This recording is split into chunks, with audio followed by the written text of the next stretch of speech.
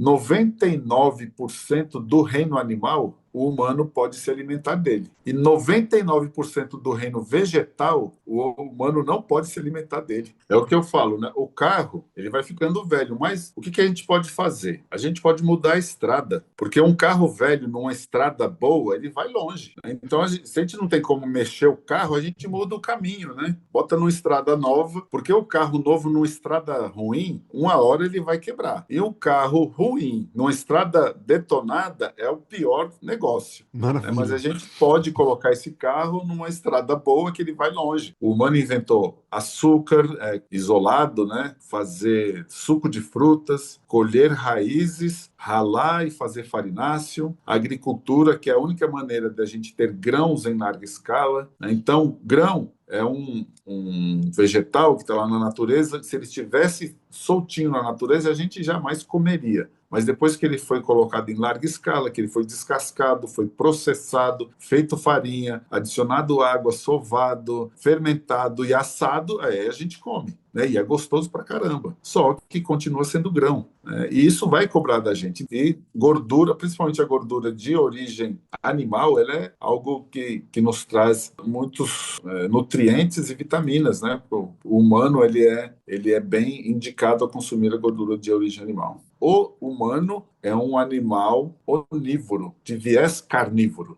A gente não é um animal onívoro de viés vegetariano. Essa questão do onívoro é porque a gente tem uma flexibilidade aí do nosso organismo que consegue digerir muitas coisas, mas a nossa necessidade primeira mesmo seria uma dieta mais voltada para a dieta carnívora, de onde a gente, por incrível que pareça, consegue retirar tudo aquilo que precisa para a manutenção do nosso organismo. Então, se eu consigo trazer um rótulo para minha bisavó ler e ela não sabe o que é aquilo que está escrito ali, ela não identifica como comida, é um sinal para a gente tomar cuidado. Porque, por exemplo, eu pego manteiga. Manteiga, eu vou lá no rótulo, tem o quê? Gordura do leite e sal. A minha bisavó sabe o que é isso, nata e sal. Agora, se eu pego margarina, tem 40 ingredientes, né? Um monte de numerozinho, nome, um monte de coisa produzida em laboratório, que no resultado da aparência final vai ser muito parecido, mas um é comida e o outro não é. A gente vive em sociedade, uma sociedade doente, adoecida, e que, infelizmente, está normalizado isso. Infelizmente, a gente não aprende sobre metabolismo na escola, que deveria aprender desde o primeiro momento que a gente entra na escola, né? A gente deveria entender um mínimo sobre o nosso funcionamento, e aí a gente acaba fazendo as escolhas erradas, as escolhas mais prazerosas e que vão, em algum determinado momento, cobrar, né, aquele preço daquele prazer momentâneo. Tem um ditado que diz assim: se o causador do problema é a comida, a solução também vai ser a comida. E muitas vezes a gente tem um problema ocasionado pela comida e quer resolver com um remédio, quer resolver com outro comportamento que não seja a comida. Quando você entende que não existem verdades absolutas na saúde, isso é um grande passo, porque amanhã pode surgir algo novo que vai destruir o que você estava pensando como certo antes. Olá a todos, bem-vindos a mais um podcast e hoje com uma pessoa muito especial e muito experiente na área de nutrição, também na área de low carb, cetogênica, paleo e carnívora, no qual eu estou muito curioso para fazer perguntas. Bem-vindo, Júlio, muito obrigado por aceitar esse convite e por disponibilizar esse tempo aqui com a gente. Legal. Obrigado pelo convite, Rafael. Estou sempre à disposição. Quem estiver acompanhando a gente, tiver dúvidas também, pode interagir com o seu canal, pode interagir comigo também lá no Instagram, no @Julio Santana Nutri, deixa o direct lá, a gente consegue falar, né? Como você diz, eu sou nutricionista, entrei para a faculdade de nutrição com 44 anos, depois de várias outras empreitadas aí ao longo da vida, né? Eu escolhi estudar nutrição com 44 anos, me formei aos 48, né? Achava que era alguma coisa que podia representar uma profissão mais autônoma, né? O que é o que vem acontecendo, e acabei me interessando pela nutrição por ter feito uma espécie de dieta de baixo carboidrato, né? Na época, pelo menos para mim, né, estava muito em alta, assim, tudo que chegava para mim, muita gente fazendo, era a dieta Dukan. Não sei se você já ouviu falar da dieta Dukan. Ela é uma dieta que foi pensada, né, por um médico francês, Pierre Dukan, e ele fazia um esquemazinho de retirar bastante os carboidratos, né, e fazia um dia, que ele chamava PP, né, que era só proteína, então era um dia de carnívora, vamos dizer assim, e o outro dia de carnívora e mais fibras, né, que não tem acréscimo calórico e tal, as fibras a gente acaba não digerindo elas, ela faz volume fecal. Então fazia uma alternância, né, entre proteína e verduras e só proteínas, né? O só proteína seria uma versão carnívora mesmo e funcionou bem, né? Eu venho de uma história de sobrepeso, né? E aí, com a dieta do Can, eu consegui perder 50 quilos, 55 quilos, né? De uma recuperação de reganho de peso antes, depois de ter perdido mais de 60 quilos também. Então, aquele efeito sanfona, quem tem esse problema da obesidade tem que aprender a conviver e tem que aprender as estratégias para não ficar refém do problema. E aí, quando eu emagreci bastante, muita gente se interessou pela minha história. Então, eu fiz um canal, né, na época, né, não existe mais, chamava Casa do Júlio, né, onde eu basicamente ensinava receitas. E aí aquele negócio tomou proporção. Como eu sou também publicitário, tenho uma certa influência com o pessoal de mídia, né? O pessoal da mídia chamava para fazer uma matéria, fazer uma reportagem, uma entrevista na televisão, e aquilo chamou a atenção.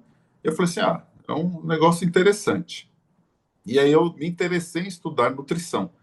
E aí eu fui para esse rumo e já começando a me entender, pesquisar mais sobre dietas de baixo carboidrato, entender, fugir um pouco, né, daquela questão da pirâmide alimentar, dos macronutrientes ali baseados em carboidrato, e trilhei esse caminho. Me formei em 2018, né? Comecei a atuar especificamente em 2019, então tem um pouco mais de 5 anos, 6 anos que eu estou trabalhando com nutrição e sempre nesse viés das dietas de baixo carboidrato, onde a modulação carnívora faz parte desse pool aí de possibilidades de baixo carboidrato.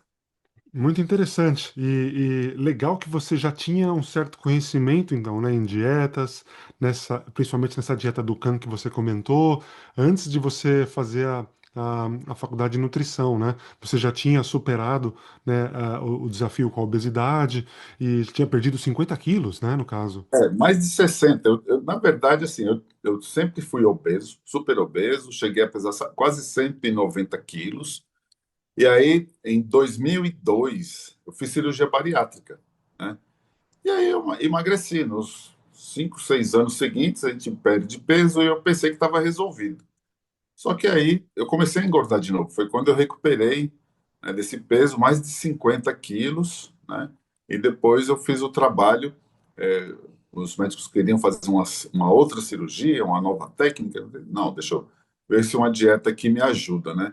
E desde 2014, né, que eu comecei a fazer a dieta. 2013 eu comecei a dieta, em 2014 eu já tinha chegado num peso interessante, né? Nunca pesei menos que 100 quilos, né? Não sou alto e brigo com a obesidade até hoje, mas a gente vai aprendendo a ficar remediando com a dieta o tempo todo. Então eu perdi esse peso, né? 2013, 2014. Em 2014 foi quando eu fui estudar efetivamente, depois de ter perdido bastante peso, né? Então, essa briga com o peso, acho que muita gente passa por isso, muita gente desiste no caminho, muita gente acha que não tem jeito, mas eu vejo que a maneira que a pessoa se alimenta faz muita diferença.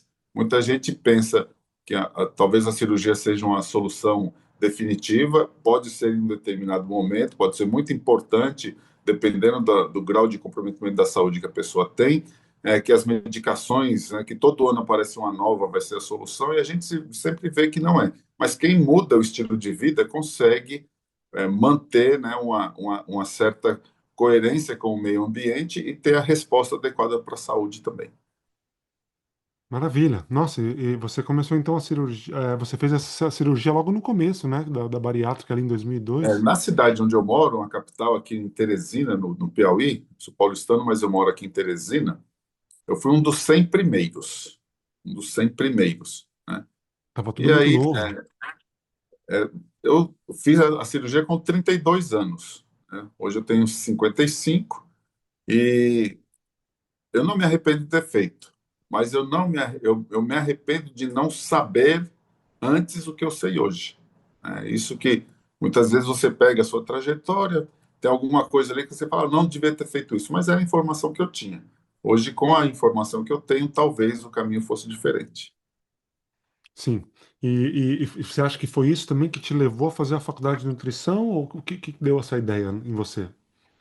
Foi a questão da dieta do cão, que eu nunca tinha ouvido falar, né? Eu ouvi alguém comentando, e aí eu fui pesquisar, achei algumas coisas assim espalhadas e falei, vou encarar isso daqui, vou fazer. E como tinha a questão do dia da proteína, só proteína, e eu gosto muito de cozinhar e gosto de proteína animal, então isso foi tranquilo fazer. E aí o resultado foi aparecendo. Conforme o resultado apareceu, aquilo chamou a atenção, outras pessoas queriam saber como que era, e eu vislumbrei aquilo como uma possibilidade de atividade autônoma, né? Porque eu tinha uma empresa, tinha muitos funcionários, era muita dor de cabeça. Você sabe que empreender, principalmente no Brasil, é um tanto quanto complexo, né? E Sim. eu queria trilhar um caminho mais autônomo, mais adiante, e acabou que eu encontrei na nutrição esse caminho. Perfeito. E o que você achou já? Porque você já tinha um certo conhecimento até em nutrição. E o que você achou das informações que você já sabia, né? Já tinha aplicadas na sua saúde, no seu corpo? O que você achou com aquilo que foi ensinado na faculdade? Legal, a sua pergunta é interessante porque assim, ó, as disciplinas, né? Eu não é uma crítica aos meus mestres lá na faculdade, mas as disciplinas específicas de nutrição me ensinaram alguma coisa, mas muito pouco para o que eu tinha em mente.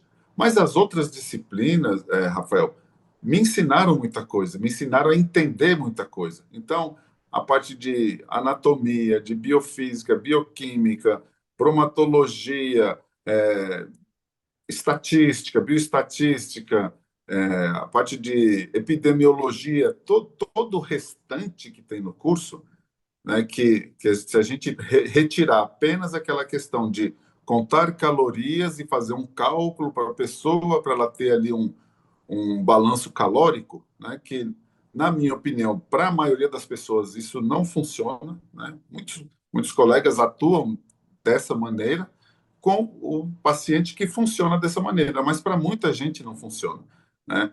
Nas aulas sobre metabolismo, tal, isso foi muito útil, né? Então, a pessoa fala assim: você fez nutrição para fazer outra coisa? Não, eu faço nutrição, tá? Eu não faço aquele padrão de nutrição que a maioria dos colegas faz, mas foi muito útil. Aprendi muita coisa na faculdade, aprendeu para organizar muita coisa que eu pensava que sabia, né? E aí, quando você começa a ter contato com a academia, você se torna mais questionador também e conhece um caminho melhor para se chegar nas respostas que você está procurando, né?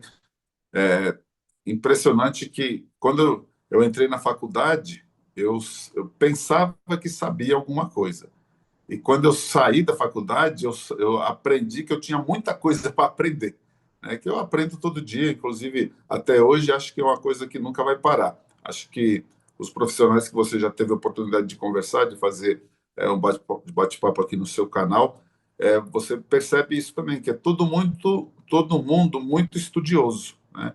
E quando você entende que não existem verdades absolutas na saúde, isso é um grande passo, porque amanhã pode surgir algo novo que vai destruir o que você estava pensando como certo antes. E aí tem que ter a humildade, eu pelo menos penso assim, de mudar, né? Que é, infelizmente, ainda algo que a nutrição no Brasil ainda reluta. Sempre que aparece algo novo, né? Vai se questionar, vai falar, mas não tem evidência, sem ter olhado se tem evidência.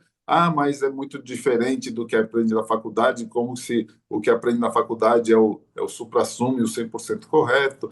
Então, eu acho que ter a umidade de mesclar os conhecimentos e caminhar para as novidades que estão sendo mostradas, trazendo novas evidências, acho que é importante e é isso que eu tento fazer no dia a dia. Já fiz algumas coisas no passado recente, né, que eu não faria mais, né, mesmo dentro de uma filosofia de estudos, que hoje os ensinamentos, né, as evidências vão aparecendo e a gente vai moldando a conduta de acordo com essas novas evidências. Entendi. É, e voltando um pouquinho só para bariátrica, né? Quando você falou que tinha 32 anos ali, né? O que te levou a tomar essa decisão? Eu tinha uma pressão arterial altíssima, fora de controle, né? Era medicado, né? Tomava medicamento de 320 miligramas, um valsartana, tomava o diurético, né? Não tinha outros problemas, por exemplo, como diabetes, mas como eu não fazia os exames que eu reputo como importantes hoje, né? Eu já tinha uma séria resistência à insulina, mas nunca tinha feito um exame de insulina. Minha glicose em jejum sempre dava normal, a hemoglobina glicada já foi uma novidade mais adiante também, né? Então, eu fui para esse caminho porque eu tentava emagrecer, emagrecia um pouco, engordava de novo, engordava mais, depois emagrecia de novo. Fiz várias consultas com vários médicos, né? Passavam, então, desde os 17 anos, desde o Femproporex até a sibutramina, tudo que teve nesse meio eu utilizei e toda vez aumentava mais o peso. E eu até digo, Rafael, que se eu não tivesse feito essa cirurgia na época que eu fiz, talvez a gente não estivesse conversando aqui hoje, devido ao comprometimento da saúde que eu tinha, né? A pessoa fala assim, então você recomenda? Eu não recomendo nada. Quem vai recomendar é um cirurgião que vai fazer uma anamnese, vai ver como que é o estado da pessoa, o histórico dela e muitas vezes realmente é a linha de salvação da vida daquela pessoa. Eu trabalho em clínicas que têm também o serviço de cirurgia bariátrica, né? E na maioria das vezes que o paciente vai para esse caminho, ele tem um sucesso, né? Pelo menos num primeiro momento, onde ele tem que usar esse sucesso para reaprender a sua relação com a comida, e aí eu faço parte desse processo também. Alguns pacientes, no meio do caminho, entendem que talvez não precisem da cirurgia, voltam atrás, mudam a percepção que tem com a relação com a comida e, né, desistem de fazer a cirurgia. Mas, na grande maioria dos casos, a pessoa já vai decidida o que fazer e aí, muitas vezes, o meu trabalho é preservar a saúde dessa pessoa antes da cirurgia e reeducá-la no pós-cirúrgico, porque ela só vai ter uma limitação de volume, mas ela não vai ter limitação, por mais alteração que tenha no intestino, não vai ter uma limitação metabólica que, com o tempo, o corpo reaprende e vai procurar aquele maior peso que já teve, que é o que acontece com todo mundo, né? Então, e é muito importante também a questão da suplementação de vitaminas, principalmente em quem faz uma cirurgia de bypass, né, que a absorção do intestino é alterada, e eu chego a pegar pacientes com 10, 12, 6 anos de cirurgia que chegam extremamente desnutridos, né? Na asepsia da palavra, faltando nutrientes no organismo. E muitas vezes um desnutrido com reganho de peso, porque aumenta a ingestão energética, o corpo armazena isso, mas sem nutrientes, né, que pode muitas vezes levar a uma confusão diagnóstica, como, por exemplo, problemas neurológicos, né, que podem ser só por uma questão de desnutrição de algumas vitaminas e minerais. Eu realmente não tenho muito conhecimento no assunto, né? Eu cheguei a conversar com uma moça que estava prestes a fazer, isso já faz alguns anos. Eu lembro que ela estava, né, numa época, acho que ela estava já faltando menos de uma semana para fazer, então ela estava já comendo bem menos, né? porque acho que ela Uhum. ia fazer a cirurgia, tudo, mas infelizmente eu não tive mais contato com ela depois, que, né, foi realmente numa ocasião. Mas é interessante, né? São muitas coisas que acho que, né, às vezes quem estiver assistindo aqui e tiver alguma dúvida, é sempre bom, Uhum. né, saber e buscar todas as informações possíveis, né? Verdade. E, assim, normalmente, quem faz uma cirurgia bariátrica, ela vem de alterações metabólicas no organismo, né? E entender do controle dessas alterações metabólicas é importante. E tem um ditado que diz assim: se o causador do problema é a comida, a solução também vai ser a comida, né?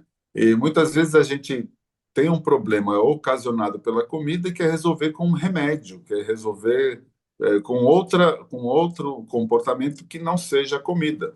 E o metabolismo ele mexe em todo o nosso organismo, né? Mexe não só com o físico, mexe com o mental, mexe com nosso funcionamento, nosso comportamento. Então, é muito importante a gente estar com o metabolismo em dia. E, infelizmente, a gente quem é leigo, né, que não, até mesmo dentro da área da saúde existe ainda muita gente leiga com relação ao metabolismo.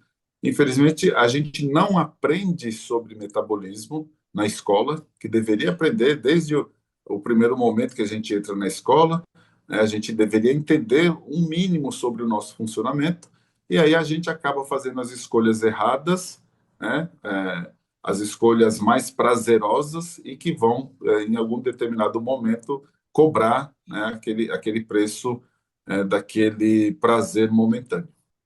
Realmente muita gente não sabe, né, que a comida, né, que o nosso metabolismo, no caso, ele afeta bastante as nossas emoções, os nossos sentimentos, às vezes até os nossos pensamentos também, né? Eu mesmo não demorei para conectar, né, esses pontos, achava que afetava mais a minha saúde física. Estava ali, né? Uhum, uhum. Mas hoje eu vejo que não, né? O buraco é mais embaixo. É. Então, por exemplo, a ausência de a deficiência, né, de vitaminas do complexo B, principalmente a vitamina B12, pode levar a uma percepção do paciente, né, que ele tenha algum distúrbio psiquiátrico, né? E se o psiquiatra dele não investiga isso, ele vai medicar a pessoa, um exemplo, né? Vai medicar essa pessoa, vai desligar ali algumas emoções dela e não vai resolver o problema. E quando aquele medicamento não tiver mais efeito, troca o medicamento, o que seria, né, simplificando aqui, uma simples recondução da vitamina B12 dentro da alimentação ou dentro de uma suplementação. Um exemplo, né, simples, mas que muita gente hoje tem diagnósticos aí de bipolaridade, TDAH, de ansiedade, depressão, e que pode ser simplesmente uma deficiência de B12. Um exemplo, né, de como a falta de nutriente no organismo desestabiliza de forma que a gente nem imagina. Às vezes a gente gasta tanto tempo, né, tentando solucionar os nossos traumas ou as nossas, sei lá, os nossos problemas mentais, né, ou psíquicos, né, que a gente acha que tem às vezes com o psicológico, né, o psiquiatra, e né, a gente não entende, né, que o nosso metabolismo é como se fosse até o nosso segundo cérebro, ou às vezes até mais importante que o nosso próprio cérebro, né? O metabolismo ele começa, né, com alguns hábitos, né, onde a alimentação está dentro desse hábito. Então, modifica o nosso metabolismo, a nossa dieta, a nossa relação com a natureza, de pisar no chão, tomar um banho de praia, pegar sol, dormir bem, né, de viver com pessoas, conviver com pessoas que pensem de forma positiva, tudo isso vai somando, né? E a questão da dieta é um dos quesitos que tem dentro desses componentes que vão mexer diretamente com o nosso metabolismo. O nosso intestino, ele é ligado diretamente, né, a transferência de nutrientes e de informações com o cérebro, mas o intestino, para funcionar bem, ele tem que estar bem, né? E existem alimentos que vão atrapalhar o nosso intestino funcionar bem e, por decorrência, vão atrapalhar o nosso metabolismo. Mas é interessante que tem solução, né? Tem caminho para essa solução. E eu vi assim, o nome do seu canal, bem interessante, o modo primal, né? Primal. O modo primal ele é interessante porque ele, em tese, né, resgata o que a gente foi forjado, né? Então, a nossa genética foi forjada de uma maneira e hoje os nossos dias desvirtuam, né, o campo sobre o qual a nossa dieta foi forjada. A gente muda muita coisa e aí a resposta, na média que a gente tem visto, não é bom, né? A gente vive em sociedade, uma sociedade doente, adoecida, né? E que, infelizmente, está normalizado isso, tá? Queria dizer que o que é comum não é normal. Né? Não é normal todo mundo estar doente, mas isso aí foi normalizado. Seria interessante a gente dar uma pausa e olhar como é que a gente consegue sair desse status, né, de uma sociedade doente na média. E o modo de vida primal ele faz muito sentido quando a gente vai falar na questão da evolução humana e tentar ao máximo, né, trazer isso para os nossos dias atuais. Assim, muita gente fala assim: você quer então voltar a viver nas cavernas? Não, não é isso, mas é não facilitar, né, para os mecanismos do meu organismo que vão me adoecer. Se eu facilitar esses mecanismos, eu vou adoecer. O meu organismo, o meu corpo, ele só devolve aquilo que eu exijo dele. Né? Então, se eu não exigir, ele não vai retornar. Se eu não fizer esforço físico, não vai retornar músculo. Se eu não fizer algum tipo de estímulo para ele, não vai voltar nada positivo. Ele vai buscar o maior conforto possível e muitas vezes esse maior conforto possível ele está nos gerando, né, uma condição mais frágil, né? Então a gente vai ficando fragilizado. A gente pensa que envelhece é natural do envelhecimento por conta da idade. Não é. É porque a gente vai ficando mais sedentário, menos exigente, e aí o nosso organismo ele vai respondendo só aquilo que a gente está pedindo para ele. Ninguém vai ficar com uma herança muscular se ficar no sedentarismo. Né? Então, se eu não exijo do meu organismo, ele não vai responder. Agora, se eu exigir, ele vai responder. Tem um médico brasileiro aqui, o doutor Uronal Zancan, que ele mostra, né, que a idade é aquela que o nosso corpo, a idade que o nosso corpo tem é aquela que a gente demanda dele. Então, ele, com quase 80 anos, fala que exige como se tivesse 30, então ele responde como se tivesse 30 ali ainda. Como chama esse doutor? Oro? Uronal Zancan, lá do Rio Grande do Sul. Uronal Zancan. Ok, vou dar uma olhada. Isso. Aham. Interessante. Eu gostei que você falou, né, dessa parte de, né, de pisar no chão, né, no caso na natureza, na areia, tomar um banho de mar, tomar sol. Apesar da gente saber que isso é importante, eu pelo menos não dava muita bola para isso. Até começar a dieta carnívora, eu jamais imaginava que uma dieta ia começar a me fazer pensar nisso. E olha que eu já faço dieta há Uhum. mais de 20 anos, todo tipo de dieta, e pela primeira vez na minha vida a dieta carnívora tá me fazendo pensar também e até mudar aqui da onde eu moro. Por exemplo, eu nasci em São Paulo também, sou paulista, e eu moro em Londres já há muitos anos, que é quase igual a São Paulo, só que ainda pior, porque quase nunca tem sol, né? Tá longe da Sim, praia. Então, sim. pela primeira, eu gosto de morar aqui, mas pela primeira vez da vida eu comecei a pensar em me mudar, em ir para um lugar com praia, com mais sol. É um lugar que tem uma vida mais próxima da natureza, né? Por isso que o descanso de fim de semana é importante e andar a cavalo e jogar conversa fora com os amigos, tudo isso faz diferença, né? Então, eu penso que também é algo muito mais complexo que vai além da dieta. Mas uma dieta ruim, ela, ela acaba atrapalhando todo o outro ganho também que teria com as suas ações aí. Totalmente. Eu passei muitos anos, né? Sempre fui muito curioso para tentar melhorar. Acho que eu tive muitos, né? Principalmente na minha adolescência rebelde, né? Já um pouco mais maduro ali, depois dos 18, eu comecei a estudar livros de autoajuda para ver se eu melhorava, né? Minha mãe e meus pais nunca Uhum. tiveram muito conhecimento para me levar em psicólogos para entender por que que eu era um adolescente extremamente rebelde, né? Tinha problema em todas as escolas. Comia muito açúcar, era viciado, comia escondido caixas e caixas de chocolate. E, né, estudei mais de 10 escolas ali, porque tinha problemas realmente ali de hiperatividade, com, né, enfim. E aí eu estudei, passei muitos anos estudando motivação, autoajuda, psicologia, né, neurociência, enfim. E eu fui deixando o lado da nutrição de lado, né? Porque ali nos 20, né, até os 30, a nutrição lá, você até sabe que não faz bem quando É você um está carro acostumado. novo, né? É um Exato, só carro que, novo. exato, o Carro carro não está novo. dando problema. Aham. E aí eu consegui superar bastante coisas emocionais, psicológicas, e aí, né, completando 35 agora, eu já vi depois dos 30, né, que eu já não tava mais com a digestão normal, né? Nunca tinha conseguido superar meu efeito sanfona, tava sempre com dieta, sempre emagrecia, voltava o peso, emagrecia, voltava o peso, e ainda trabalhando com a indústria alimentícia, né, tava sempre aumentando, né, os meus desejos, os meus prazeres, e a minha Uhum. compulsão alimentar, né?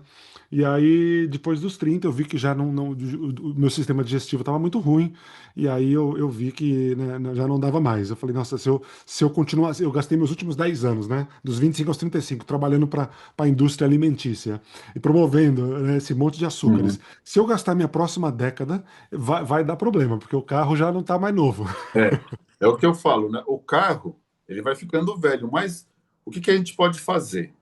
A gente pode mudar a estrada, Rafael.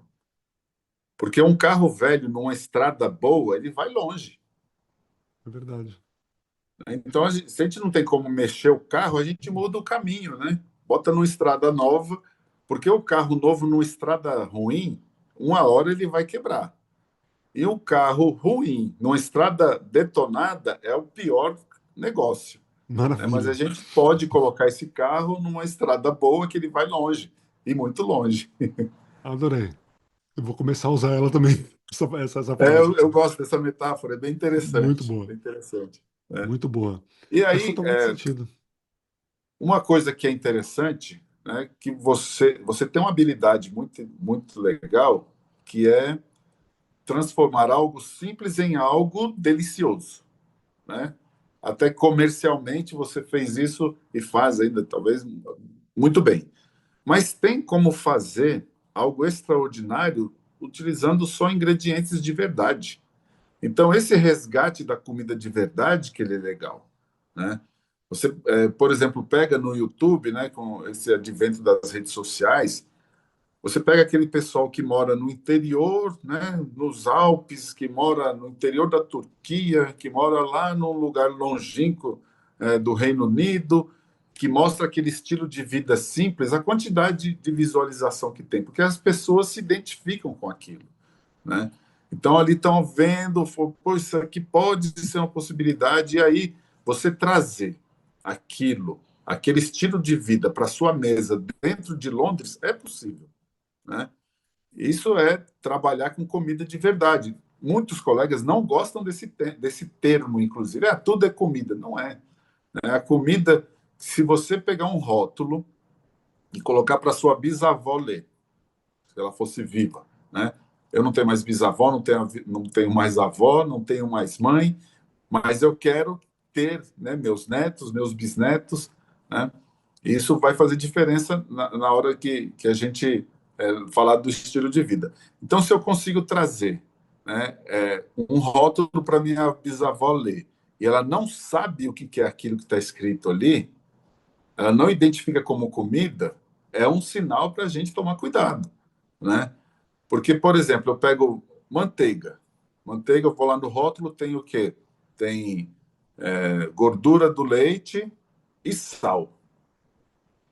A minha bisavó sabe o que é isso, nata e sal, né? Agora, se eu pego margarina, tem 40 ingredientes, né? Um monte de númerozinho, nome, um monte de coisa produzida em laboratório, que no resultado da aparência final vai ser muito parecido, mas um é comida e o outro não é. E o outro é barato, o outro estabiliza um monte de receita, o outro pode dar um sabor, o outro pode dar uma aparência melhor para o produto final, vai dar mais tempo de prateleira. Tem um monte de argumento, mas não é comida. E aí vai cobrar da gente. Então, se fosse falar para um leigo, uma criança de 7 anos, se você for ler no rótulo e não souber o que é aquilo, não coma, porque não é comida. Esse seria o conceito da comida de verdade, tá? E eu até gosto de brincar. Se fosse o Rafael das Cavernas, iria comer o quê? Né? Iria sair para caçar. Se não tivesse sucesso na caça, ia procurar alguma outra coisa do reino vegetal, né? E se não encontrasse nada também, ia dormir para no outro dia acordar e tentar caçar de novo, né? Então, o nosso organismo ele é muito resiliente, né? A gente pensa que precisa de comer todo dia, o dia todo, né? E não é verdade isso. A gente tem reservas bem interessantes e essa questão do Rafael das cavernas, né? Bota a gente para pensar, será se realmente eu estou precisando disso que eu estou colocando para dentro do meu corpo? Né? E a gente coloca por puro prazer, né? Mas não por necessidade fisiológica, né? Da gente construir nosso organismo e manter o nosso organismo saudável. E aí a gente vai prestando atenção e modificando o dia a dia para que tenha a resposta adequada para a nossa saúde. Claro que, de vez em quando, a pessoa vai fugir do estilo de vida, né? Tem gente que escolhe aí uma vez a cada 15 dias, uma vez por mês, enfiar o pé na jaca, natural, né? Natural do ser humano procurar esse prazer. Mas no dia a dia, acho que a gente deveria aprender mais, né? Começando lá na escola, né? Ter essa relação com a comida de verdade e ter essa percepção que o humano é um animal onívoro, de viés carnívoro. A gente não é um animal onívoro de viés vegetariano. Então, essa questão do onívoro é porque a gente tem uma flexibilidade aí do nosso organismo que consegue digerir muitas coisas, mas a nossa necessidade primeira mesmo seria uma dieta mais voltada para a dieta carnívora, de onde a gente, por incrível que pareça, consegue retirar tudo aquilo que precisa para a manutenção do nosso organismo. Perfeitamente. Eu fico impressionado porque quanto mais eu estudo sobre o assunto, né? Agora eu estou lendo um livro também que fala só sobre gordura, né? Sobre como que o sistema praticamente nos fez essa lavagem cerebral, né? Já dos últimos 100 anos, para a gente acreditar que a gordura faz mal, né? Que a carne Sim, vermelha faz mal. sim. Como pode, né? Eu É. fico com raiva até, né? Qual é o livro que você está nele agora? É porque, exato, eu não tô lembrando o Não nome lembro. dele É em o português. Gordura Sem Medo? Ah, não. É esse Ah, The daqui, Big da Fat Nina. Super. É Nina Teicholz, muito bom. Esse é o novo dela. Tem o primeiro, que é o Gordura Sem Medo, né? Que é Sim, muito bom também. E Nina Teicholz, para você ver, ela é nutricionista, médica e tal? Não, né? Jornalista, né? Jornalista investigativa. exato. Voto vencido, né? Na comissão lá nos Estados Unidos, onde faz as diretrizes, né? Ela faz parte dessa comissão, mas ela é sempre voto vencido, mas é aquele voto que coloca uma pulguinha atrás da orelha da gente para a gente pensar o que está falando, né? Fazendo. E gordura, principalmente a gordura de origem animal, ela é algo que nos traz muitos nutrientes e vitaminas, né? O humano, ele é bem indicado a consumir a gordura de origem animal. Nossa, é realmente, né, apesar de já ter estudado já bastante, já há alguns meses já estudando muito sobre a dieta carnívora, né, sobre o quanto que a carne, a gordura animal, ela faz bem pra gente, mas mesmo assim eu não estou satisfeito comprei mais alguns livros como esse, parecido, né? E estou na página 100 aqui, mas são 350 páginas, muito bem explicado, Aham, mostrando aham. claramente ali para qualquer um que quiser ver, mas mesmo assim as pessoas não acreditam ainda. Como que pode? A maioria, ainda em pleno, né, 2025, ainda está com Sim. medo da gordura e da carne animal? Nos colocaram com medo da gordura ali pelos anos 60, 70, né? Com os estudos lá do Dr. Ansel Keys. O Dr. Exato. Ansel Keys, ele traz toda, ele faz o estudo dos 7 países, né, onde vai endossar que a gordura saturada talvez tenha uma relação com a doença cardiovascular. Só que ele não falava na época que ele tinha dispensado 15 países da pesquisa que não endossavam, né, o que ele estava querendo dizer. É aquela história, ele foi procurar os dados que respondiam à hipótese do jeito que ele queria, né? E isso, no meio acadêmico, né, gerou muita replicação desse trabalho dele, até porque a pessoa, quando vai publicar alguma coisa, ela vai publicar de acordo com os orientadores, né? E aí, se os orientadores foram orientados por outro que tinha o viés, aí é algo que vai se espalhando dentro da academia, da pesquisa. E nessa mesma época, né, o Dr. Yudkin, ele tinha já todos os estudos que refutavam o trabalho do Dr. Ansel Keys e que colocava a gordura saturada como algo importante na dieta humana. Só que o Dr. Yudkin ele foi calado, né? Ele foi ridicularizado pelo Dr. Ansel Keys, ele guardou as pesquisas dele, nunca mais mostrou nada, e depois, numa investida póstuma, né, pesquisadores encontraram a base de dados dele guardada na casa de um filho, num sótão, e foram fazer o levantamento e viam que a gordura vinda de grãos e sementes, a gordura poliinsaturada, era extremamente prejudicial para o organismo humano, né? E que a gordura saturada seria gordura, a gordura natural, né? Que a nossa genética foi forjada consumindo, né?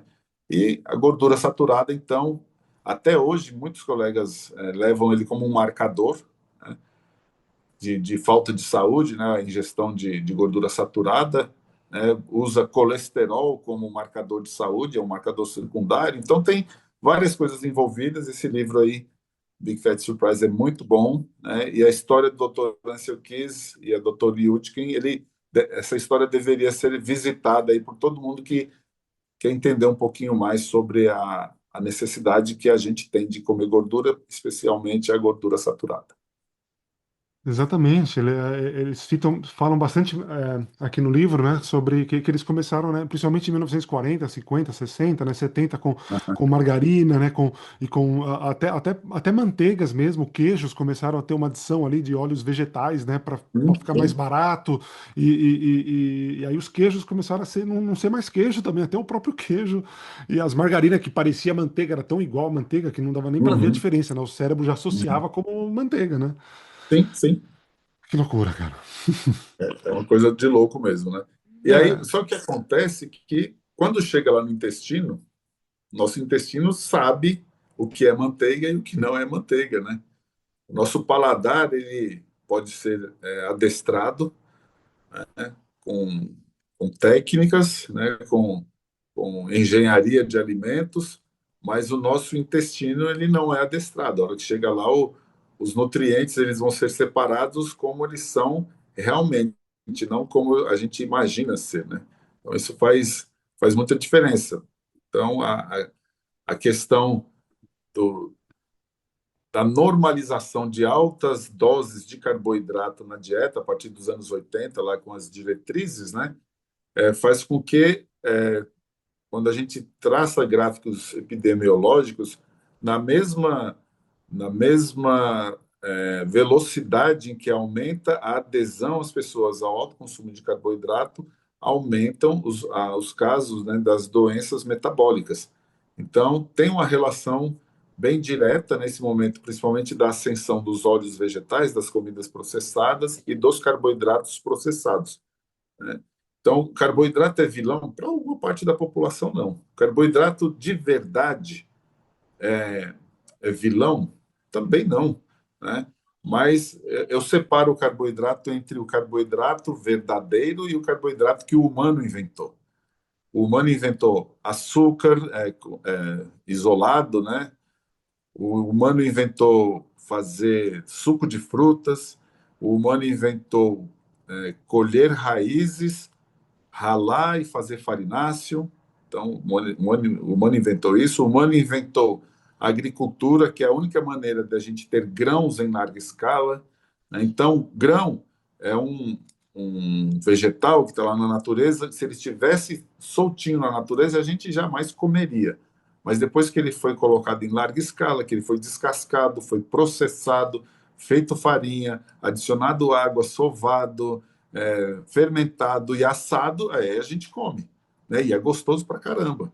Só que continua sendo grão, né? E isso vai cobrar da gente. Então, se a gente tira 4 coisinhas da alimentação, a gente vai para o mais próximo da nossa alimentação original, que são a gente tirar açúcares, as gomas, né, os farináceos, os polvilhos feitos de raiz, as féculas, os grãos de forma geral e os óleos feitos de grãos e sementes. Se a gente tirar esses 4, a gente vai para uma alimentação paleolítica, né, uma alimentação onde tem presença de raízes, tem presença de vegetais, tubérculos, tem legumes, castanhas do reino vegetal, né? E quando a gente enxuga esse vegetal, que por incrível que pareça não faz falta, a gente chega numa dieta carnívora, né, onde vai ter essencialmente alimento de origem animal.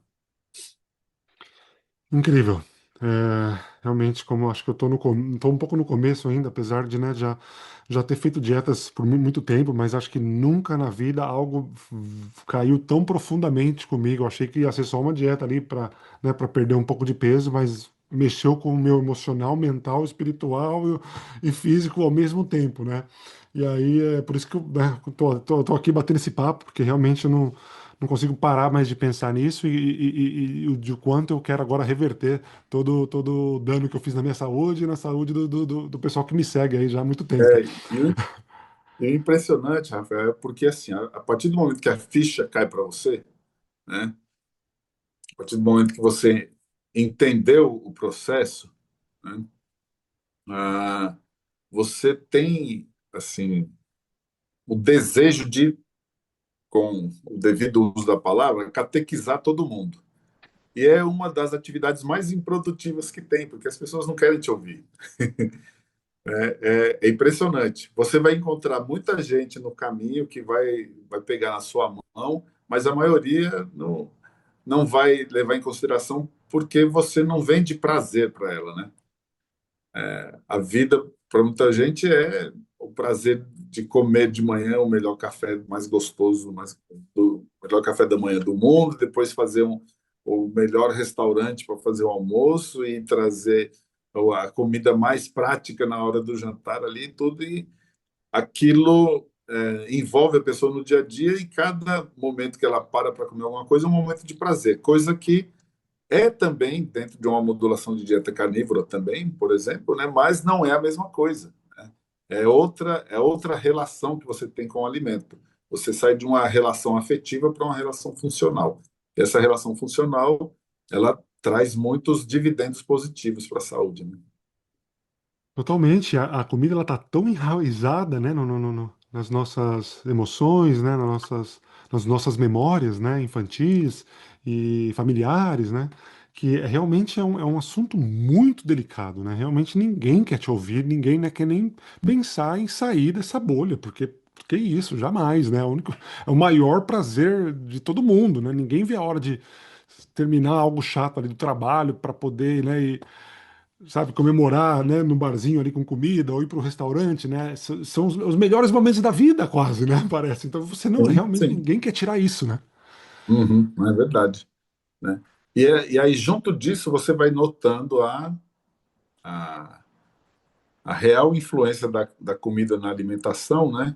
E aí, então você parte, né, de uma dieta ocidental padrão, daí se você cria uma consciência, faz uma dieta de baixo carboidrato, aí você cria uma mais consciente, você em alguns momentos pode tentar tender para uma dieta cetogênica, aí entende sobre a dieta carnívora e depois começa a prestar atenção no jejum, né? Que aí já é muito legal também. Eu tenho grupos de jejum todo mês, né? Inclusive um está no início agora, né?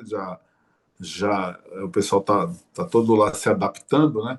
Que eu utilizo uma técnica, não sei se você já ouviu falar nele, do Dr. Peter Attia, né? Lá dos Estados Unidos, ele tem uma técnica chamada Nothing Burger. O Nothing Burger quer dizer o hambúrguer de nada. Então eu tenho 5 dias de dieta carnívora, que seria o primeiro pão aqui. Aí eu tenho 5 dias de jejum direto, que é o hambúrguer de nada, e depois 5 dias de dieta carnívora de novo. Isso daí, Rafael, é impressionante o resultado e o aprendizado que as pessoas têm. Tá? Foi uma técnica que a gente fez um primeiro grupo, que o Henrique Altran fez um grupo, né?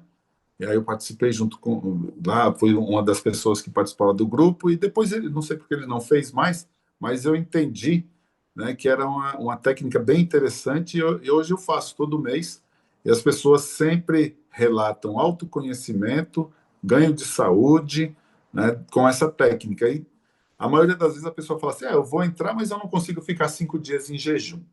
E é muito legal, né, quando vai chegando ali no quinto dia de jejum, e geralmente eu faço as datas para que o jejum seja de segunda a sexta, né, que a pessoa vai quebrar esse jejum no sábado, no café da manhã. E os relatos são impressionantes do aprendizado que as pessoas têm, e muitas delas acabam mudando o estilo de vida, né, chamam outras pessoas para participar de outras edições, é muito legal. Então, acho que é um mundo, né? Como você deve estar vivenciando isso, que você muda, né, a sua percepção, você vai ver que existe um outro mundo, né? E esse mundo ele tem muita informação e é um mundo legal que a gente fala muito de saúde e da busca da saúde. Incrível, adorei. Eu entendo um pouco, né? Bem pouco de jejum também, porque eu me interesso muito, sou bem curioso. Já Uhum. pratiquei alguns no passado. Na minha última cetogênica, que talvez já tenha sido já há uns 2 anos, eu fiz uma cetogênica de uns 2 meses, e aí eu fiz um jejum, né, com baixo conhecimento, mas eu consegui fazer 3 dias, né? Comecei com 24 horas, vi que dava tudo bem, aí esperei um dia, mais um pouco, fiz 48, vi que deu tudo certo, aí eu fiz um de 72 horas, foi o máximo, né? Só com Uhum. água. E aí acabei deixando, foi passando, mas agora eu tenho mais interesse e eu até vi também no seu podcast lá com o Henrique que você fez um jejum de 40 dias. Eu tinha planejado fazer um jejum de 40 dias, mas eu pensei assim, enquanto estiver confortável, eu vou. Confesso para você que eu nunca tinha feito nada além de 5 dias, né? Quando eu cheguei ali pelo 10º dia, eu pensei em desistir, né? Eu falei, não, deixa eu me centrar aqui, organizar a cabeça, deixa eu seguir mais um pouquinho. Aí depois foi muito tranquilo, né? Porque o que acontece? A gente come para ter energia. Quando a gente come e tem o carboidrato, né, esse carboidrato gera glicose. A gente precisa de glicose, tá? Só que quando a gente come muito carboidrato e essa glicose acaba sobrando na circulação sanguínea, a gente aumenta a produção de insulina e a insulina vai lá na circulação guardar essa glicose e transformá-la na forma de gordura. Então, a gordura que a gente tem armazenada, ela já foi carboidrato um dia, ela já foi glicose um dia, tá? E quando a gente retira o carboidrato, né, isso é numa dieta carnívora, por exemplo, ou quando a gente não come, a gente não está trazendo energia através do carboidrato para virar glicose na nossa circulação sanguínea. O nosso corpo ele diminui a produção de insulina e aí ele aumenta a produção de um hormônio chamado glucagon, ambos lá no pâncreas. Esse glucagon ele faz o quê? Ele abre a célula de gordura. Ele retira a gordura de lá, entrega para o fígado e o fígado processa essa gordura em glicose. Então aí a gente passa a ter energia de novo, né? Então você está queimando gordura fazendo glicose. E como você não tem agora a queda da glicose, porque você está suprindo o seu organismo de glicose que o próprio corpo está fazendo, né, numa uma atividade chamada neoglicogênese, você não tem fome. Por quê? O que é interessante entender? Que fome, na imensa maioria dos casos, não é falta de comida, é falta de glicose. E por que a gente tem fome comendo muito? Porque o corpo guarda a glicose que está sobrando, virou gordura. A hora que virou gordura, a insulina, ela não deixa a célula de gordura ser destravada, está guardado. É meu investimento, eu vou atrás de uma glicose nova, então pede para eu comer mais. Então, quando eu ligo, né, faço essa transição, essa cetoadaptação, então eu passo a queimar a gordura para fabricar a glicose, e aí a minha glicose fica estabilizada e eu não sinto fome. E aí, continuando a sua resposta, eu falei, vou fazer 40 dias. Quando eu estava perto dos 40 dias, eu fui fazer umas continhas, né? Eu falei assim, não, eu vou fazer 42 dias, porque vai dar 1.000 horas. Então, para a cabeça, 1.000 horas é muito mais legal do que 40 dias, né? Então, eu alonguei um pouquinho mais. Quem faz 40 faz 42. Né? O recorde mundial é 382 dias, se não me engano, né? Nossa. E aí foi tranquilo, mas já vai fazer 2 anos que eu fiz, eu estou pensando em fazer de novo, tá? Uau. Não recomendo para ninguém, tá? Mas eu recomendaria fazer ciclos de 5 dias, 10 dias, né? Colocando alimentação, até porque depois do 10º dia, se a intenção for perder peso, a perda de peso foi bem diferente, né? Com 5, 10 dias de jejum é muito interessante. Tem até Dr. Jason Fung, né? Ele explica muito bem, né? Tem Dr. Jason Fung lá do Canadá, né? Uma das pessoas que melhor teoriza jejum. Tem uma aluna dele no Brasil, a doutora Maíra Soliani, a doutora Maíra Soliani, ela lançou o livro dela agora, né, A Ciência do Desconforto. O meu tem até dedicatória dela aqui, ó, fazendo um momento de dedicatória, muito legal, tá bom? E aqui ela tem um pequeno capítulo sobre jejum, ela fala da produção dos desconfortos, né, que a gente gera no organismo, e isso vai gerando o que a gente chama de resultado antifrágil, tá? Quem quiser uma base sólida de um compêndio, né, de coisas que foram juntadas pelo doutor Souto, né, tem o livro do Dieta Além da Moda, né, do doutor José Carlos Souto, né, que foi minha primeira referência com relação às dietas de baixo carboidrato, foi a pessoa que me serviu como inspiração, que eu vi todos os podcasts dele, vi todas as publicações, as publicações na internet, e aí foi o precursor, vamos dizer assim, do low carb no Brasil e das vertentes do low carb depois. Então, informação, tem em todo lugar, tem muita informação hoje em dia, né? E para todo lado, né? Que endossam a carnívora, que refutam a carnívora, e aí a gente tem que ter uma base de discernimento para entender quando a gente está dentro de uma linha que considera interessante ou se está só sendo influenciado pela informação que está chegando até na gente, que a gente tem que aprender a fazer os filtros aí, né? Maravilha, Júlio. Nossa, muita informação positiva, né? Muita gente vai aprender muito com esse vídeo, sem dúvida nenhuma. Mas me conta um pouco do seu trabalho hoje, por favor. Qual que é o seu tipo de paciente hoje em dia? Meu paciente geralmente é o paciente que tem distúrbio metabólico e tem algum distúrbio intestinal, né? Então, dos distúrbios metabólicos, o que a gente vai falar? Hipertrigliceridemia, né, a dislipidemia, o diabetes tipo 2, a resistência à insulina. Depois, falando de intestino, tem síndrome do intestino irritável. A gente tem todas as doenças do intestino, né, as doenças autoimunes. Então, é interessante que quase tudo está relacionado ao estilo de vida. Existe um tipo de doença que é a doença contagiosa. Você tem contato com outra pessoa, ou é vírus, ou é bactéria.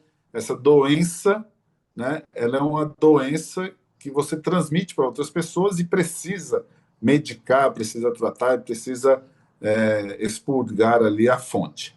Agora, as doenças crônicas não transmissíveis, que são a imensa maioria das doenças, elas são doenças do estilo de vida, onde a dieta está bem inserida, né, nesse contexto, né?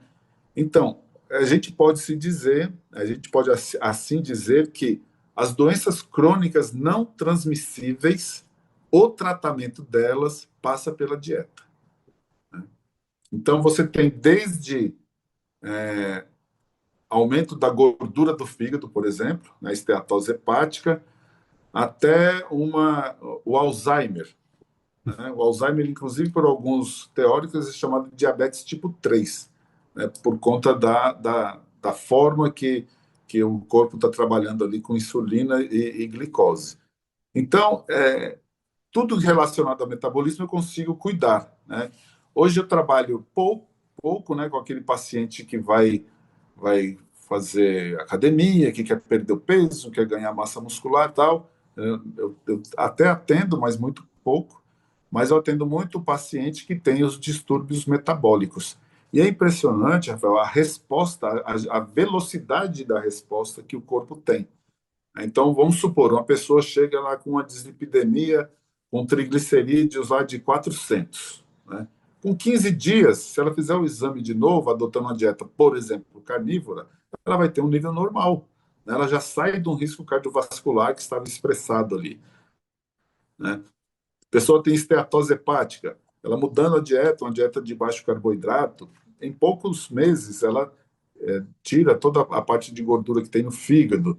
A pessoa chega com uma confusão mental, uma certa apatia, aí a gente vai ver que é só a deficiência de algum mineral ou de alguma vitamina, conserta, né? É muito legal por isso, porque a resposta é rápida. Não é aquele negócio, ó, leva esse medicamento, daqui 3 meses volta para a gente ver se vai mudar o medicamento ou se melhorou. Resposta no outro mês já está resolvido. Vamos continuar? Quer continuar bem? Vamos adotar esse estilo aqui, né? E tem aqueles pacientes que somem também, quando aparece, não, eu fiz tudo certo durante um bom tempo, aí depois eu comecei a fazer errado, estou ruim de novo, vim aqui, vamos cuidar novamente. Aí repete, né, ali a atuação e funciona, é muito legal. É muito simples, mas é muito complexo, né? Porque você vê, a gente está num bate-papo aqui bem rasinho, né? Bem superficial, é como se fosse uma piscina olímpica, mas a gente só está dando braçada aqui na superfície, né? Tem toda a profundidade aí e nuances variadas, né? Tem comportamentos variados, tem expectativas diferentes, tem gosto diferente. Então, tudo isso vai sendo lapidado de cada um, a gente junta e consegue normalmente ter sucesso, né? Uma das coisas que eu mais gosto de ouvir, né, do paciente é que ele voltou ao médico e o medicamento foi retirado. A desmedicação é um objetivo bem interessante.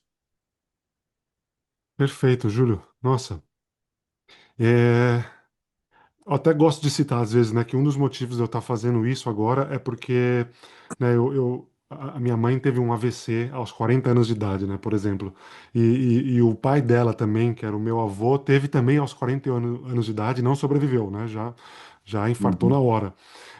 Não infartou não, desculpa, já morreu na hora, né, no caso. Sim. É, e a minha mãe, né, com uns 40 anos, hoje ela está com 63, né? Desde que ela teve o AVC, ela nunca mais voltou ao normal, né?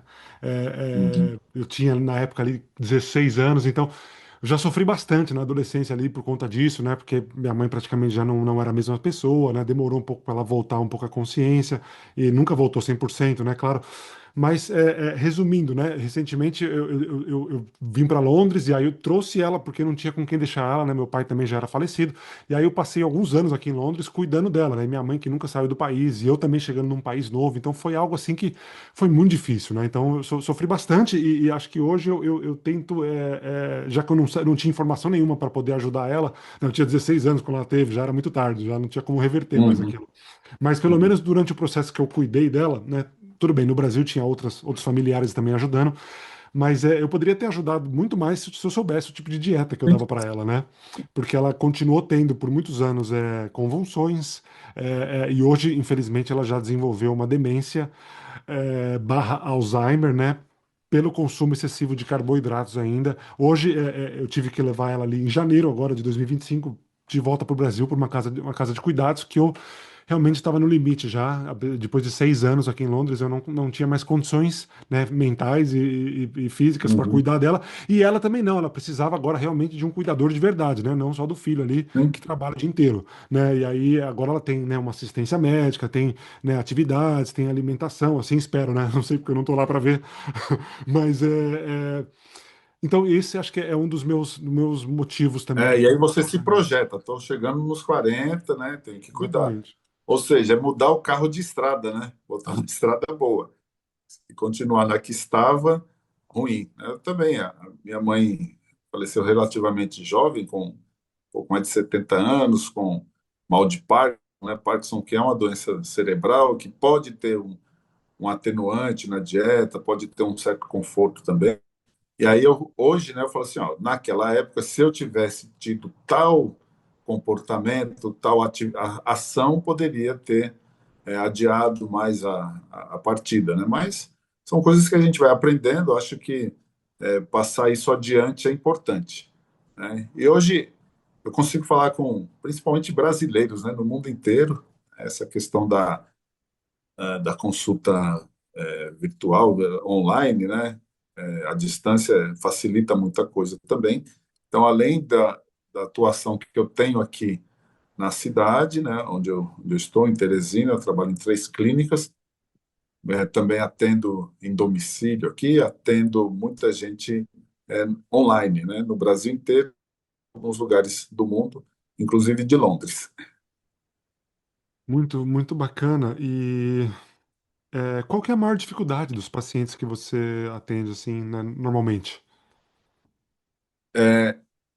Talvez seja entender que algo tão simples que é proposto possa trazer um resultado na saúde. É como se fosse assim, não deve ser só isso, porque eu já fui em tantos lugares, já consultei com tantos profissionais e sempre tem alguma complicação. E isso que você está falando é muito simples. Se fosse só isso, todo mundo faria. E não, as pessoas não fazem, apesar da simplicidade. Você quer coisa mais simples do que uma dieta carnívora? Que hora que você fala que está fazendo, vem um monte de especialistas falar que você vai se dar mal, que não faz bem para a saúde, que você precisa comer pão, né? Então é complicado. Talvez a maior dificuldade seja essa, mas em contrapartida também, a hora que a pessoa começa a ter resultados, ela vai querer mostrar para todo mundo, trazer todo mundo e vai ouvir também de todo mundo que não funciona, que não adianta, que não vai fazer, né? Ela sente na pele aquela incredulidade que ela tinha no primeiro momento. Incrível. Maravilha. Me passou pela cabeça aqui, por exemplo, né, que apesar de eu entender que existem outros fatores, né, e que, óbvio que as doenças não vêm apenas da comida, né, tem outros fatores emocionais, né, psicológicos, mas a minha mãe, por curiosidade, ela comia pouquíssima carne vermelha e todas as vezes que Uhum. ela comia, ela removia sempre a gordura. Eu cresci vendo isso, né? E Pois porque é. fazia mal, né? Então ela sempre, nunca gostou de gordura, nunca, nunca, né? E um AVC aí aos 40 anos. Tudo bem, tem outras coisas envolvidas também, acredito, mas acho que a comida ela afeta muito também. 60% do nosso cérebro é gordura, né? Então, se não tem a matéria-prima para ele, ele vai perdendo função. Eu preciso ter a matéria-prima de construção dele. Colesterol é importante para o cérebro, né? Gordura saturada é importante para o cérebro. E muita gente, pelo senso comum, pelo que a gente ouve no dia a dia, fica meio que questionando isso, né? Mas será gordura saturada mesmo, né? Porque parece que o nome já é nocivo, né? Gordura saturada. Exato. Saturada é porque tem uma saturação de um carbono lá na molécula. Pronto, não tem é que está estragada, que foi queimada, não é nada disso, né? E muita gente acaba tendo medo, né, de fazer o padrão de dieta assim, porque desconhece realmente o que pode acontecer. Exatamente. E hoje, qual que é a sua alimentação? Se é mais carnívora, é mais cetogênica, low carb?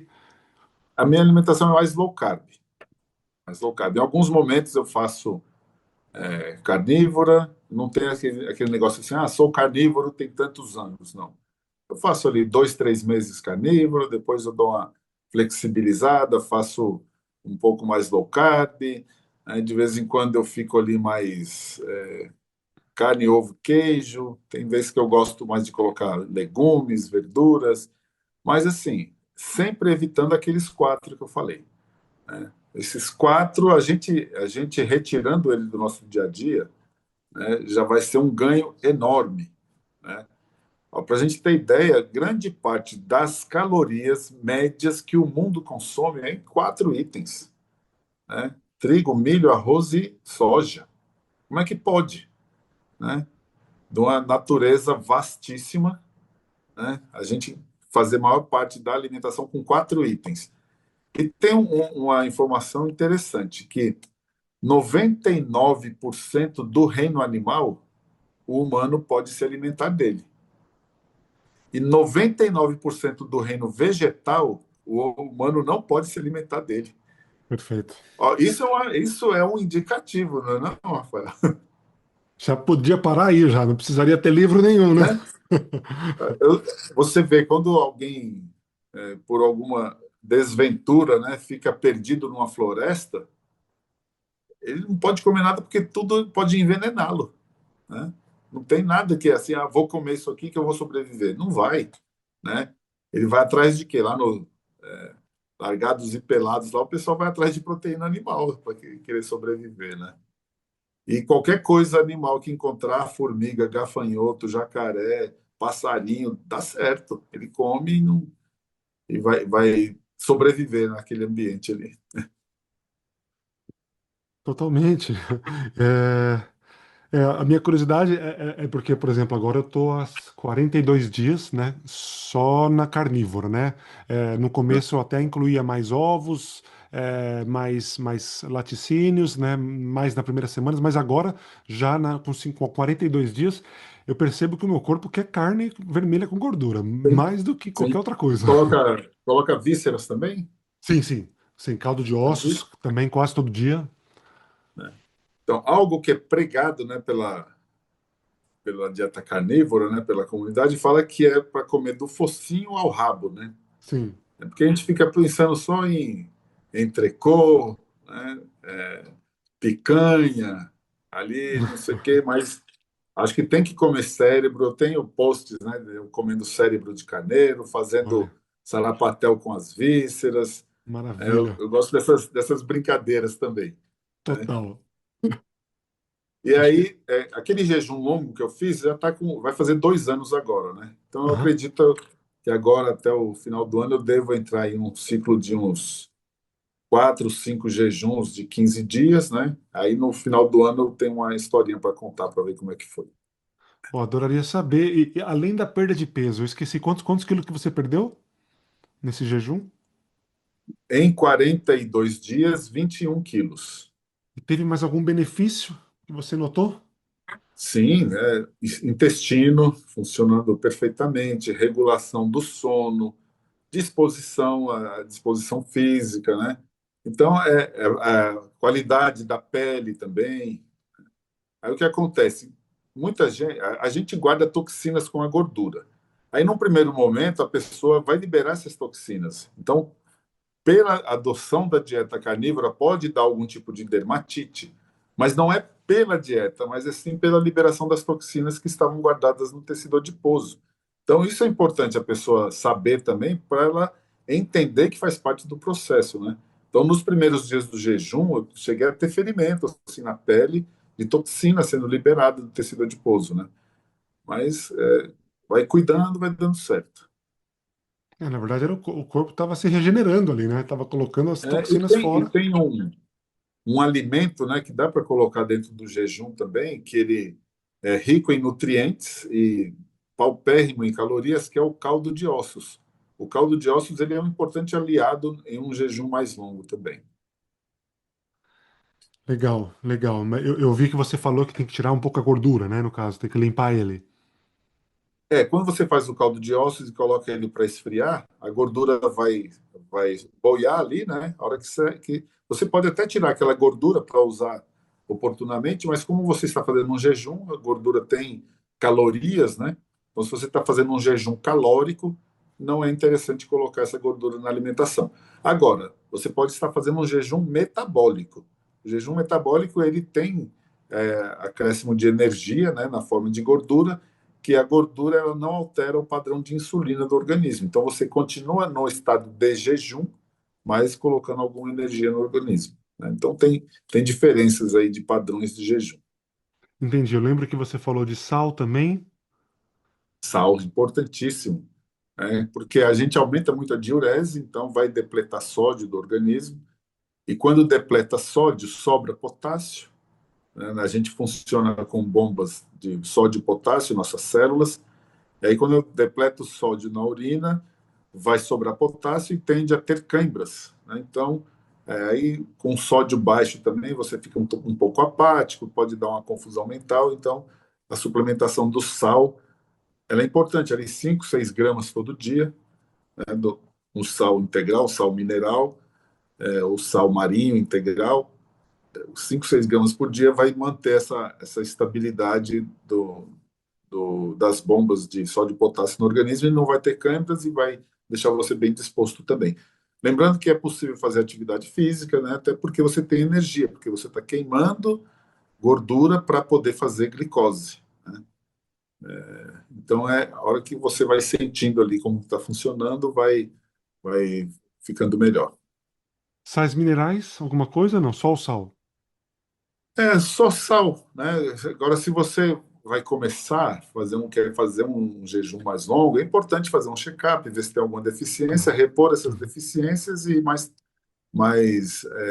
vamos dizer, preparado para poder fazer um jejum mais longo, tá?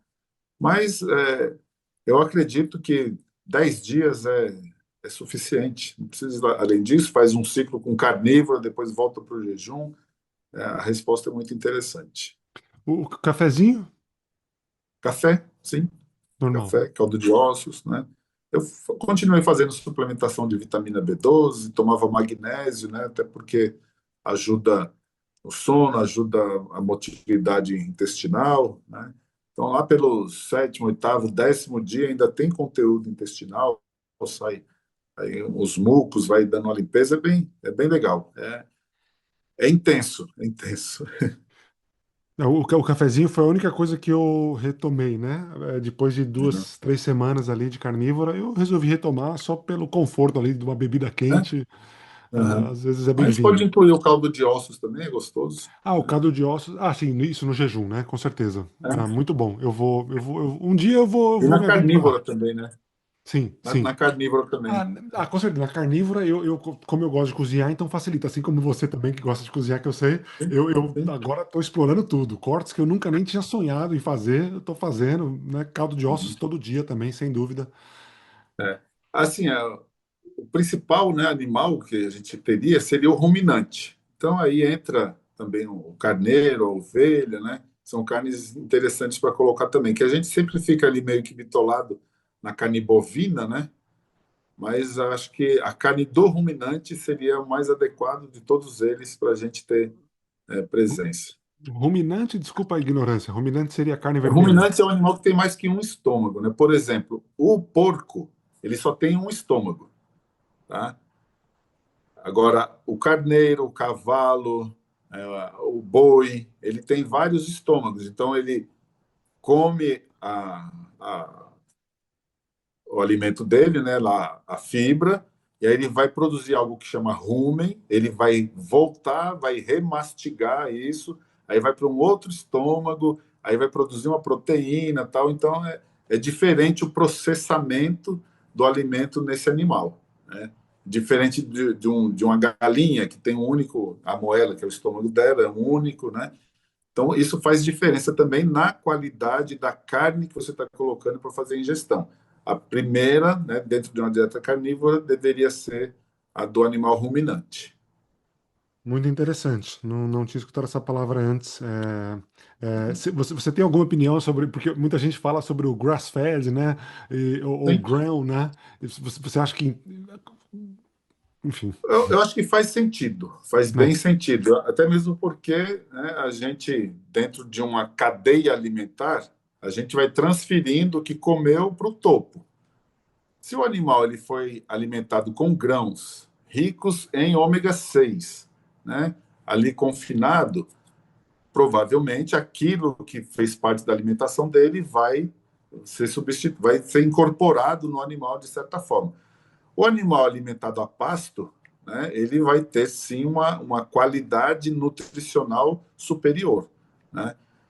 No Brasil isso não é problema, que mais de 90% do animal é criado a pasto, né? Mas em alguns outros países isso faz muita diferença, porque em muitos lugares é basicamente confinado o animal, né? Aí tem que ver se ele é confinado comendo feno ou se é comendo grãos, né? Se ele come grãos, faz muita diferença.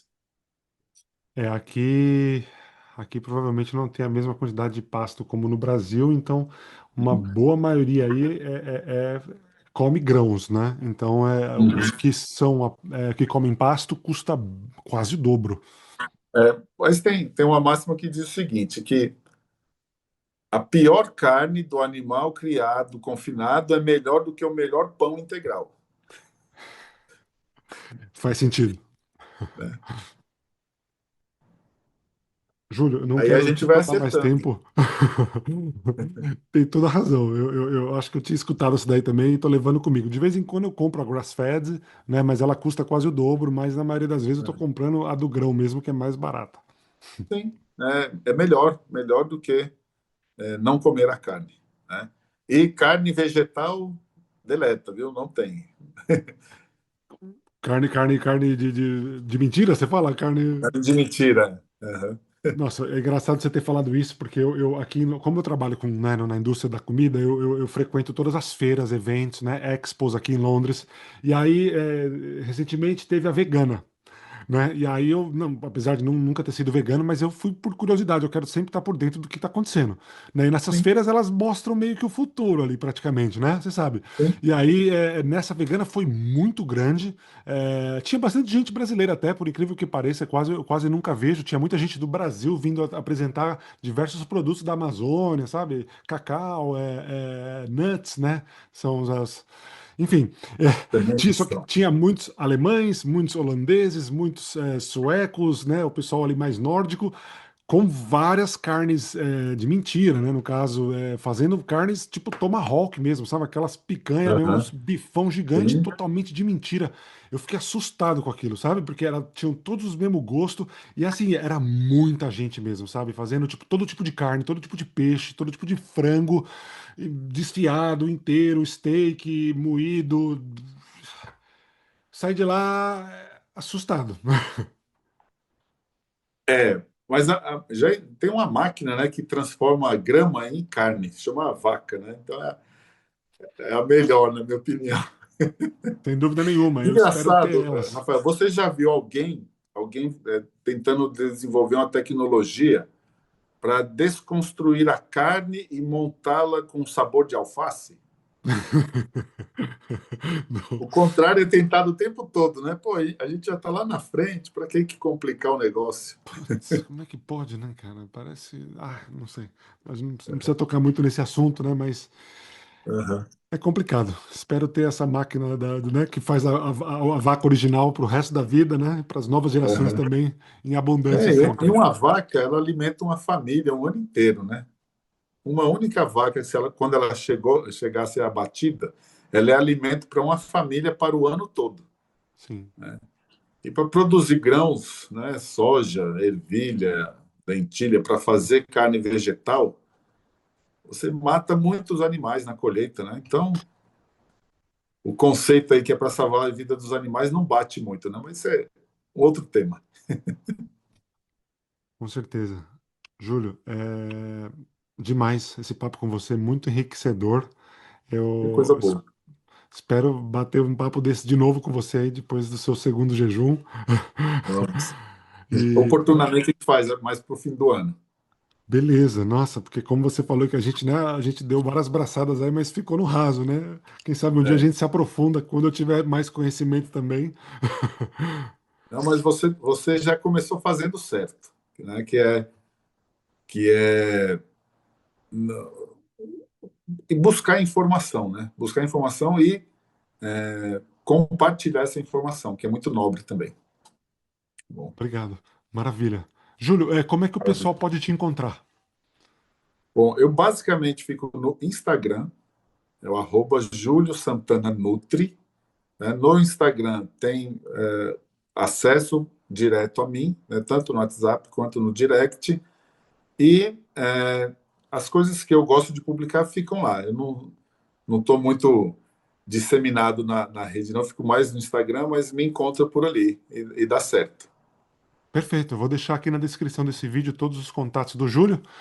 Júlio, mais uma vez, muito obrigado de coração pelo seu Eu tempo que e por todo o agradeço. seu conhecimento aí.